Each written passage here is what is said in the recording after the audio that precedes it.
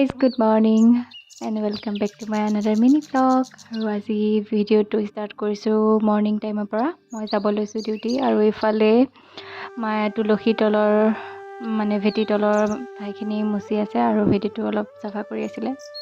তাৰপৰা এয়া ডিউটিৰ পৰা মই আহিলোঁ। আহি পাই পেলাই ঘৰত ৰাতিপুৱা বিহু বুলি প্ৰসাদ দিছিলে আৰু এয়া প্ৰসাদ খাই ল'লোঁ। প্ৰসাদ খোৱাৰ পিছত এয়া দিনতে লুচি আৰু ঘুগনি বনাইছিলে, সেয়া খালোঁ। তাৰপৰা অলপ আবেলি টাইমত আমি পথাৰলৈ গ'লোঁ, যিহেতু আমি পথাৰত গৈ পেলাই চাকি বন্তি জ্বলাওঁ। এইটো কাতি বিহুত সকলোৱে জ্বলায় বাৰু, আৰু আমিও সেই একেধৰণে জ্বলাওঁগৈ।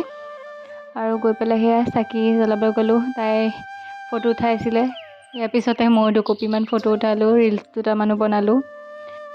আৰু এনেকৈয়ে পথাৰত অলপ টাইম স্পেণ্ড কৰিলোঁ। মা, দেউতা, মই, ভণ্টি, আমি গোটেইকেইটা গৈছিলোঁ।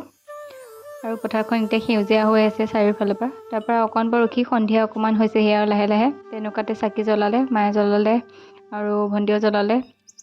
যিহেতু খুৰাহঁতৰ ভাগো জ্বলাব হ'ল আৰু আমাৰ ভাগো জ্বলাব আছিলে, সেইকাৰণে দুগজ চাকি জ্বলালোঁ দুয়োঘৰে মিলি পেলাই।